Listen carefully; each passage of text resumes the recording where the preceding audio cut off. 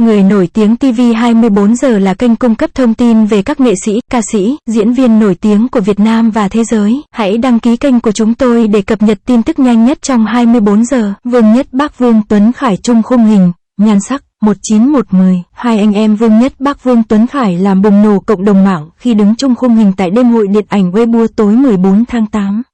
Sau nhiều ngày mong ngóng, đêm hội điện ảnh Weibo chính thức diễn ra vào tối 14 tháng 8 tại Trung Quốc. Sự kiện quy tụ sự tham gia của những ekip làm phim và dàn diễn viên hàng đầu nước này. Tại sự kiện năm nay, khoảnh khắc Vương Nhất Bác và Vương Tuấn Khải chung khung hình nhận được sự chú ý lớn của cộng đồng mạng. Theo đó, ngoài việc dành lời khen cho nhan sắc 19110 của anh em họ Vương, cư dân mạng còn thể hiện sự tiếc nuối khi cả hai trông rất căng thẳng. Vương Nhất Bác nhìn lạnh lùng như mới mất sổ gạo.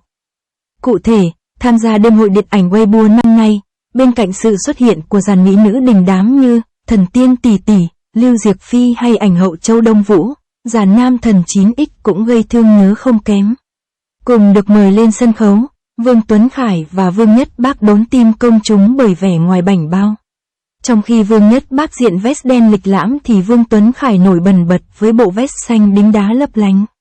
Hai diễn viên cùng đứng trên sân khấu và thực hiện những hoạt động theo hướng dẫn của MC. Khoảnh khắc Vương Nhất Bác và Vương Tuấn Khải chung khung hình làm dậy sóng cộng đồng mạng ngay khi vừa lan truyền. Nhiều người cho rằng, ở trường hợp này, cả Vương Nhất Bác và Vương Tuấn Khải đều đẹp theo cách khác nhau, khó có thể chọn được ai nhỉnh hơn ai. Bên cạnh đó, một số người nhận thấy hai mỹ nam có vẻ khá căng thẳng, hiếm khi nở nụ cười trong suốt quá trình xuất hiện trên sân khấu. Thậm chí, Vương Nhất Bác bị một số khán giả khó tính cho là quá lạnh lùng và có vẻ buồn bã làm không khí đêm hội có phần nặng nề hơn. Một số ý kiến của khán giả trông mặt Vương Nhất Bác như mới mất sổ gạo, vậy anh ơi. Vương Tuấn Khải trông hơi ngại, giống như đang nhịn cười khi đứng cạnh đàn anh. Giá như hai người nhìn nhau cười một cái chắc mình xỉu mất. Có chuyện gì đã xảy ra mà trông hai người căng thẳng quá vậy? Tuy nhiên, đó chỉ là ý kiến của một bộ phận nhỏ khán giả. Nhiều người cho rằng, có thể vì tính chất quan trọng của đêm hội nên hai diễn viên mới có vẻ căng thẳng như vậy. Thật ra, ở các hình ảnh hậu trường, cả Vương Nhất Bác và Vương Tuấn Khải đều trông rất vui vẻ, rạng rỡ. Vương Nhất Bác, Vương Tuấn Khải tranh nhau top 1 có nụ cười tỏa nắng. Vương Nhất Bác, Vương Tuấn Khải là những sao nam có nụ cười đẹp nhất màn ảnh Hoa ngữ. Ngoài khả năng diễn xuất, không thể phủ nhận ngoại hình ưa nhìn là một trong những yếu tố giúp các sao nam thu về lượng lớn người hâm mộ. Mới đây, netizen xứ Trung đã thảo luận sôi nổi, bình chọn những sao nam có nụ cười đẹp nhất màn ảnh Hoa ngữ. Vương Nhất Bác nổi tiếng là người lạnh lùng, khó gần và thẳng thắn. Thế nhưng nam diễn viên cũng được bình chọn là nghệ sĩ có nụ cười đẹp nhất. Khi cười, Vương Nhất Bác trông thân thiện hơn hẳn, đúng chuẩn bạn trai quốc dân. Vương Tuấn Khải sở hữu hai chiếc răng khểnh đặc biệt, không bất ngờ khi Vương Tuấn Khải được nhận xét là sao nam có nụ cười đẹp nhất. Với ngũ quan hài hòa, gương mặt nhỏ, ngoại hình của nam đỉnh lưu có thể đốn gục trái tim bất kỳ fan nữ nào. Tiêu Chiến ngay từ khi mới bước chân vào showbiz, Tiêu Chiến đã gây ấn tượng bởi đôi mắt phượng và chiếc răng thỏ đặc trưng. Khi không cười, nam diễn viên toát ra thần thái lạnh lùng, khó gần, nhưng khi nở nụ cười lại đặc biệt ấm áp, dễ gần. Chính nụ cười của Tiêu Chiến trong Trần Tình Lệnh đã giúp anh chàng một bước vươn lên hàng đỉnh lưu, sở hữu lượng fan đông đảo nhất nhì giới giải trí Hoa ngữ. Vương Hạc Đệ khác với những sao nam khác, nụ cười của Vương Hạc Đệ đúng chuẩn bad boy, vô cùng phóng khoáng. Điều này cũng tương thích với tính cách hài hước, vui vẻ của Vương Hạc Đệ.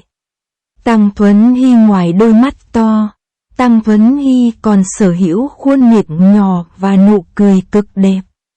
Nam diễn viên được mệnh danh là có khuôn mặt cún con bởi vẻ ngoài đẹp trai, dịu dàng gần giống với các sao nam Hàn Quốc.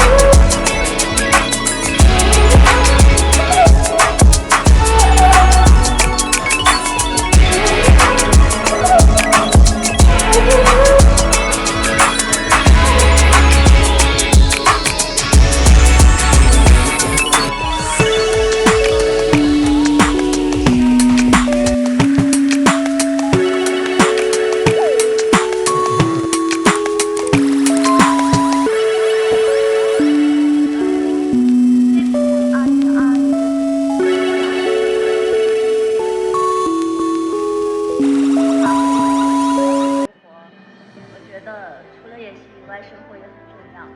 希望大家在新的一年平安健康，谢谢。好的，谢谢律师。爱情好像流沙，我不挣扎。为他们送上鲜花并嘉庆。